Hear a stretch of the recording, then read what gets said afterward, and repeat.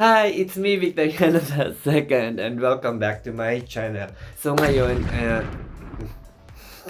so in this video, I'm just going to share to you my experience on judging a fashion illustration competition, online fashion illustration competition.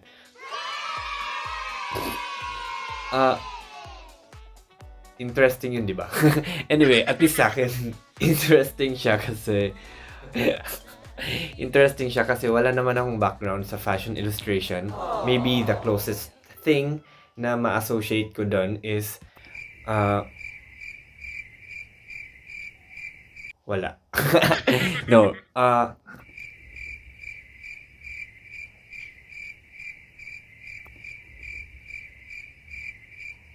Wala. I'm just kidding. So ayun, na-invite ako dati na mag-judge sa isang fashion illustration competition. Online siya. And alam nyo naman ngayon, everything is online, especially sa situation natin ngayon. Especially we have this pandemic and then yun. Kaya everything is online. Even studying, pageants are also online, competitions online. Yun. So everything is online. Yung name ng competition is Fashion Illustration, The Battle by Casa De Moda, Manila. Very overwhelming siya na experience kasi hindi ko naman talaga alam paano mag-judge ng ganitong fashion illustration. So, ayun. Pero, I accepted the challenge kasi bago siya sa akin and then feeling ko mag-i-enjoy ako. So, tinignan ko muna yung mga judges na kasama ko sa competition na to. So, 5 kaming judges. 3 dito ay fashion designers. So, alam talaga nila everything or alam talaga nila yung fashion illustration stuff. Tapos yung isa, nagmo-model din, pero more on vlogger siya, more on influencer. And then, yung isa, ako. So, ayun, binackground check ko rin yung sarili ko kasi na-lost ako eh. So, di rin ako sure sa sarili ko. So, nag-background check ako sa sarili ko. Tapos na-check ko, o nga pala, nag-model din pala ako sa dito sa Taiwan at saka sa Pinas. So, baka ma-connect. Baka yun yung connection somehow. And then also, brand ambassador din ako ng Casa De Moda, Manila. At saka, yun, may background din ako ng modeling competition online. Baka kaya ako naging isa sa mga judges din. Well, iba siya, pero I think gusto rin nila makita yung opinion ng isang model. So basically, yung mechanics ng competition na to is may, I think 20 sila sa start, 20 contestants, tapos every week may theme kung ano yung i-draw nila, or every week ganun, every week may judging hanggang dumating yung time na may elimination na. So, eliminate hanggang isa na lang matira. Suspense. So, napaka-competitive talaga ng competition na to. And wala, natuwa lang ako sa experience na to kasi bago siya sa akin. So, gusto ko lang din magpasalamat kay Sir James Paul ng Casa De Moda kasi yun, kinuha niya akong judge dati for this competition. And if I'm not mistaken, magkaka-season 2 rin yung competition na to. And sana, kunin uli akong judge. Yan. In this video, ipapakita ko rin sa inyo yung mga designs na ginawa nila. Kasi, baka interested kayo sa designs nila. And then, ayun, pwede nyo silang i-contact and ask them for more details if gusto nyo humingi ng designs or kung gusto nyo or kung gusto nyo lang sila i-contact, baka gusto nyo lang silang chatmate. Di ko alam. Ayun, so ilalagay ko rin sa description box yung details, yung names ng mga designers. Yun. So yung first challenge nila was, if I'm not mistaken, spring or summer collection, ready to wear. Yun. Yun yung first week theme ng battle. So, ayun. So dito pa lang, nung tinignan ko yung mga entries nila, parang wow. Like, ang hirap mag-judge. Every week may criteria na binibigay yung panel. Like, ito dapat yung criteria for judging. So, yun, at least yun, makakatulong yun sa akin din. And, yun. Pero ang hirap pa rin kasi sobrang dami nila. At saka iba-iba yung styles, iba-iba yung approach nila iba-iba yung approach nila sa pagdi-design. So, Ang hirap, pero masaya siya. So, ipapakita ko sa inyo yung first week entries nila. So, ito.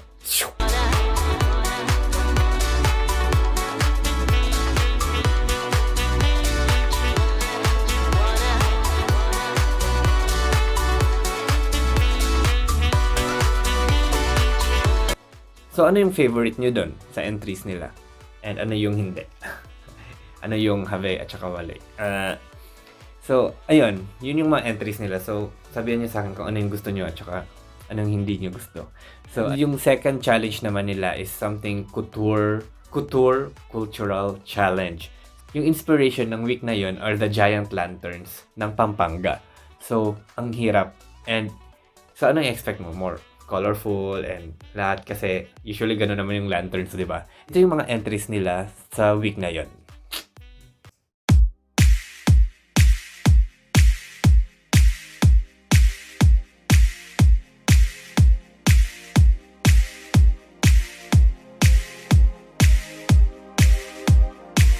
So, ayun, yun yung entries nila. And ang hirap kasi parang after nung week 1, nag-improve sila, nag-level up. Kasi nakita nila yung kakayahan ng mga other competitors nila. So, feeling ko ni-level up nila sa week na to. And then, it's crazy kasi ang daming magagandang entries din. Pero, watch out for the third week kasi mas maganda yung mga entries nila nung third week. So, yung third week naman nila, yung theme nila is about mood board. So, ano ba yung fashion mood board? So, yung mood board ay parang visual presentation or collage ng text, ng pictures, ng images, or any objects in composition. Tapos, yun.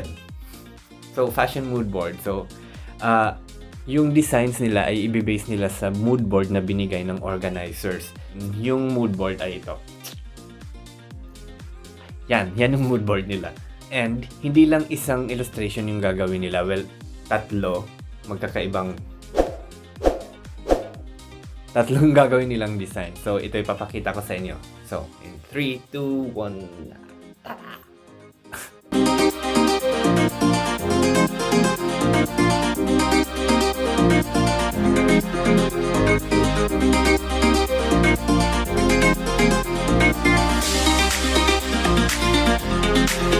So, yun. Ang hirap nga, di ba? Ang hirap. So, sobrang hirap mag-decide kung sino yung mananalo kasi feeling ko dito nag-start yung parang tight yung competition. And yun. So, sa fourth week naman, mas masaya siya kasi yung theme ay about Lady Gaga. Lady Gaga. So, parang dadamitan nila si Lady Gaga. Hindi lang dadamitan. Actually, hindi damit yung gagawin nila.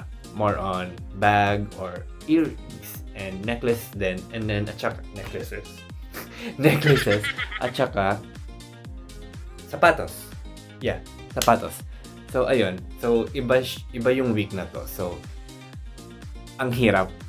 Kasi minsan, may nagagawa sila maganda. Pero example, sa bag lang. Pero yung shoes hindi masyado maganda. Or, yun.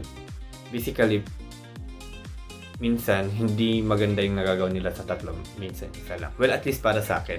And kaya mas challenging to na week. For me. So, ito yung gawa nila.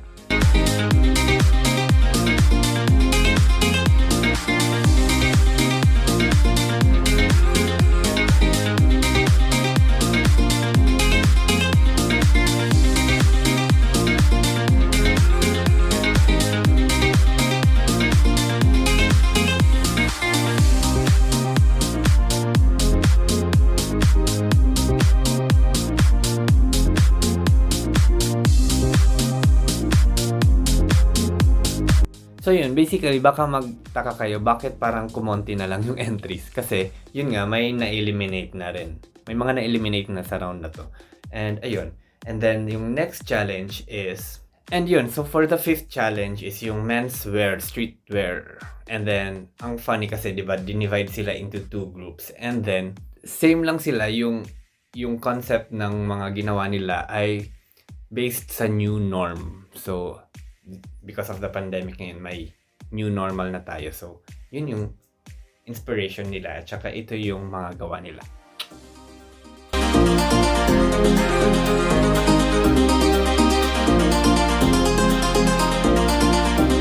And yun nga, dahil new norm yung inspiration nila, makikita nyo may mga PPE sila or may masks or yun. And yun, dahil nabanggit ko na yung mask, gusto ko lang sabihin na yung Casa de Moda Manila, they're selling masks and it only cost maybe around 150 pesos if I'm not mistaken. And it is designed to give comfort to your ear, so hindi siya masakit lang. Pero ito, yung Casa de Moda mask, pwede mong ma-adjust yung drawstrings para hindi masakit sa tenga mo. So ayun, and covered half yung face mo. Ayun, Casa de Moda mask are available. So PM nyo lang ako kung gusto nyo mag-avail or PM nyo James Paul ng Casa de Moda. Ayun. And ang dami nilang designs na super ganda, super cool. Meron silang camo designs, jeans, casuals, formal. So, ang daming designs, ang daming variety ng designs. And nakakatuwa, very trendy pa rin siya kahit sa pandemic na yun. Amazing, di ba?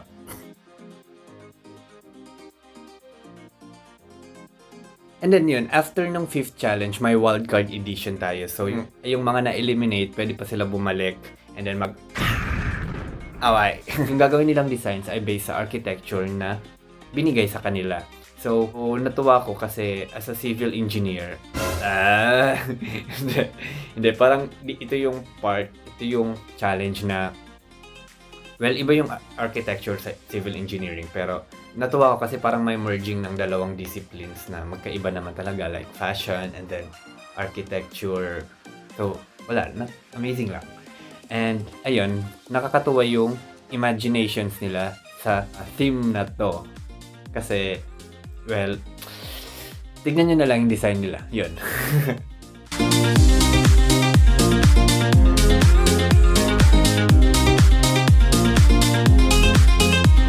So, ayun, may nanalo na sa wildcard.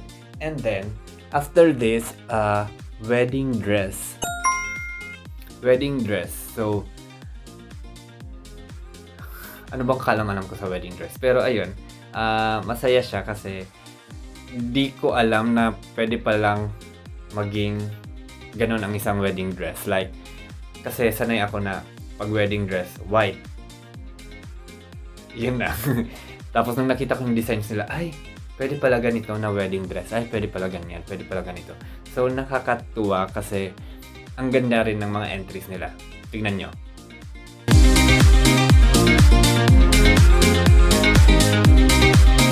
And then after that, we have the power of 4. Like, 4 na lang yung natira sa kanila. And this time, gagawa sila ng terno. Philippine terno. So, tignan nyo na lang yung designs nila kasi ang ganda rin. At saka, yun, nagbigay din sila ng mood board nila. And then, yun. So, makikita nyo kung saan yung inspirations ng designs nila.